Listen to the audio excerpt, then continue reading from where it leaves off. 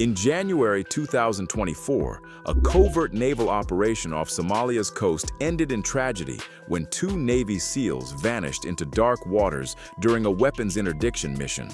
But the ship they launched from, a vessel most Americans don't even know exists, successfully seized Iranian missile components destined for Yemen's Houthi rebels, preventing another wave of attacks on commercial shipping.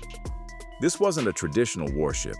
It was an Expeditionary Sea Base, a converted oil tanker that's quietly revolutionizing how America projects military power across the globe.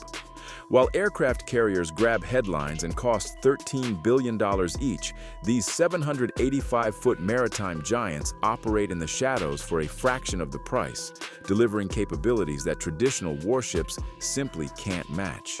Today, we're revealing why these floating fortresses might be the most important ships the U.S. Navy operates and why China is taking very serious notes. The problem traditional warships couldn't solve. Picture the early 2000s. The U.S. Navy faced a strategic dilemma. How do you maintain persistent military presence in hostile regions without deploying billion-dollar capital ships that scream American military to every radar system within 500 miles? Traditional amphibious assault ships cost upwards of $2 billion each, require massive support infrastructure, and take a decade to build. Every deployment meant tying up vessels needed elsewhere, burning through operational budgets, and creating massive political implications in foreign waters. The Navy needed platforms that could conduct mine countermeasures in the Persian Gulf, deploy special operations forces globally, provide aviation support in low-intensity conflict zones, and maintain forward presence without the escalatory signal of a carrier strike group. The traditional solution would be building more amphibious ships, waiting years for delivery, and spending astronomical amounts on maintenance. Instead, Navy planners proposed something radical: buy commercial oil tankers and militarize them, just enough to get the job done. Turning tankers into warships, the engineering marvel. Inside a San Diego shipyard in 2010, Navy program managers met with NASSCO engineers over blueprints for Alaska-class crude oil carriers. The question wasn't how to build a new warship from scratch. It was how to transform proven commercial designs into floating military bases. The pitch was brilliantly simple. Keep the hull, keep the engines, but strip out the oil tanks and replace them with mission spaces, aviation decks, and modular support systems. These aren't just any tankers. Each Expeditionary Sea Base displaces 90,000 tons, nearly as much as modern aircraft carriers. Stretching 785 feet from bow to stern and spanning 164 feet across the beam, they dwarf most fleet vessels.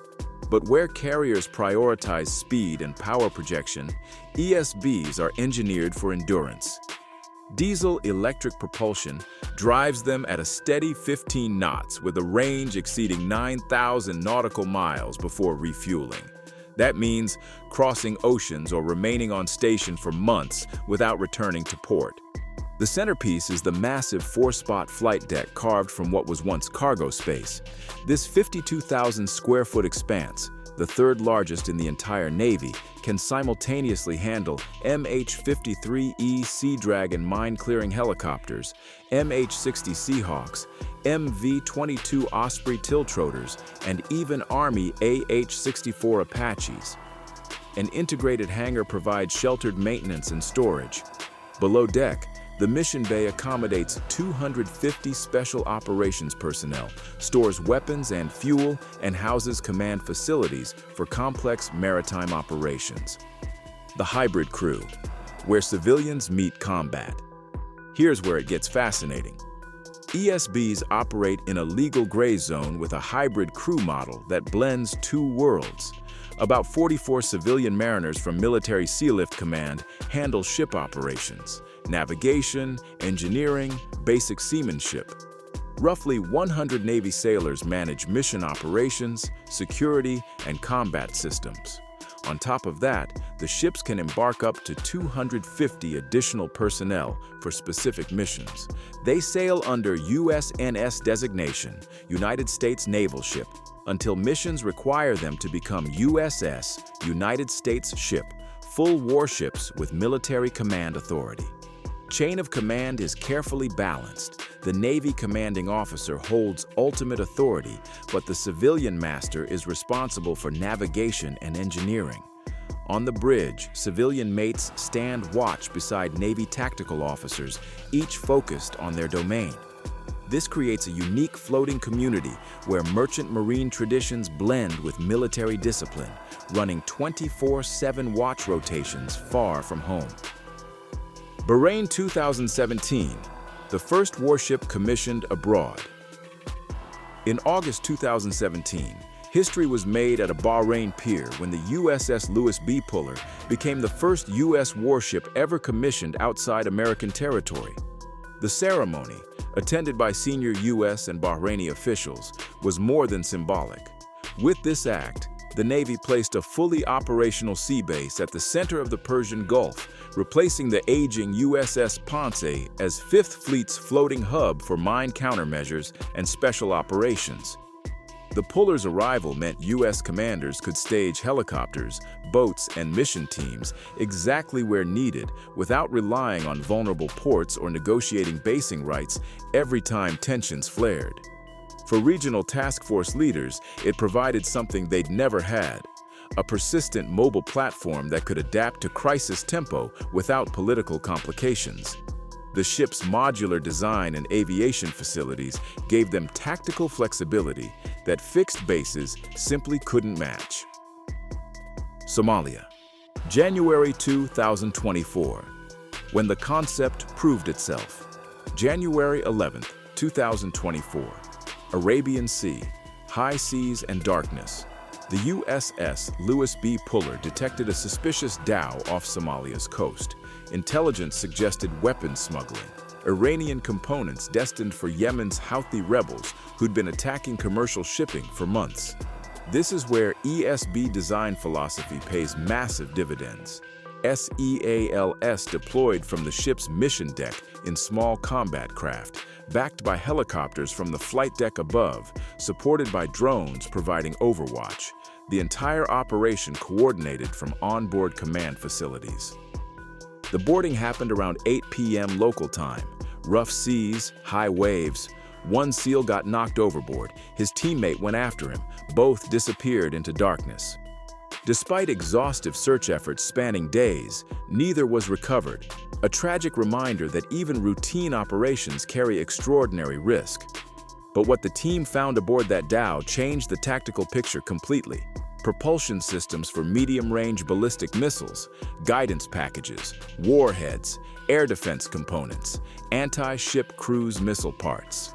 The exact weapons Houthis had been using to terrorize shipping lanes.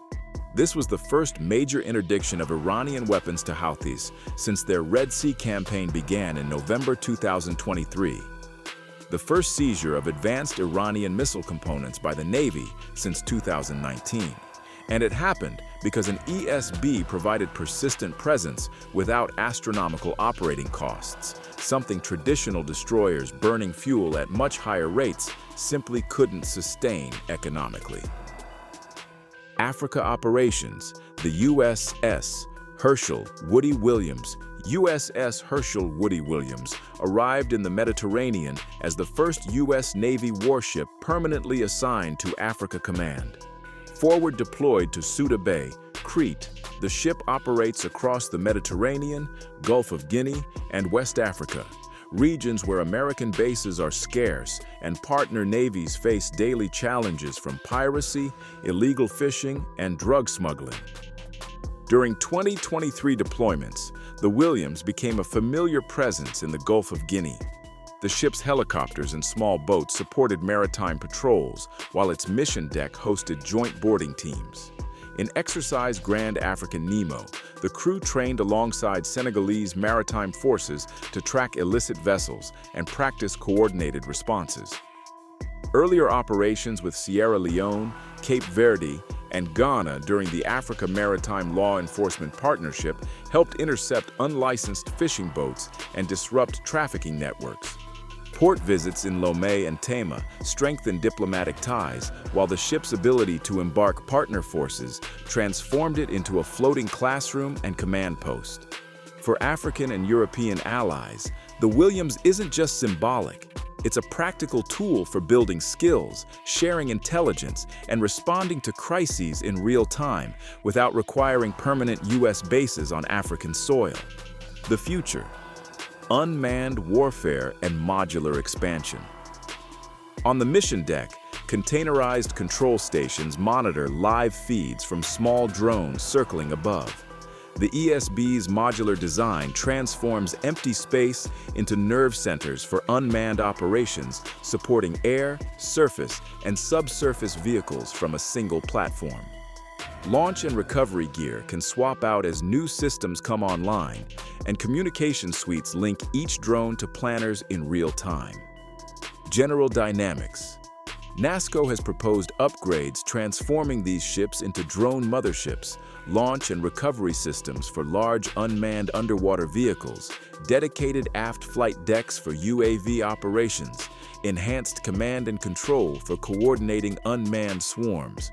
With nearly 40 seats for operational planners, the third largest flight deck in the Navy, and massive mission deck space, ESBS, are the perfect platform for next-generation warfare, where autonomous systems multiply, combat reach exponentially. Why this matters: the strategic revolution. The Navy currently operates 6 ESBs, with more planned. Mark Cancian, retired Marine Corps colonel and CSIS analyst, told Naval News these ships provide useful and highly demanded capabilities at a cost far below traditional amphibs. Translation: you get 70% of capability for 25% of the cost. That's not just budget efficiency, it's strategic revolution. These ships solve the presence problem. China builds artificial islands for power projection. Russia establishes naval bases in Sudan and Syria. Iran uses proxy forces throughout the Middle East. America now has mobile bases requiring no host nation permissions that can persist in contested regions without carrier strike group escalation signals. They blend into commercial shipping until needed, perfect for medium to low threat environments where most actual naval operations happen. The Red Sea operations proved the concept under fire. When Houthi rebels began their shipping attacks in late 2023, international response required capability mix: high-end destroyers for air defense, submarines for strikes, and ESBS for interdiction operations and persistent presence. The Lewis B. Puller's weapon seizure demonstrated tactical flexibility traditional platforms couldn't deliver. The Expeditionary Sea Base represents something rare in modern defense procurement: genuinely innovative solutions to real operational problems. Commercial designs keep costs manageable. Modular mission packages provide flexibility. Legal ambiguity creates tactical options. These aren't ships that make headlines, they're ships that make missions possible. And that, ultimately, is what great naval strategy looks like.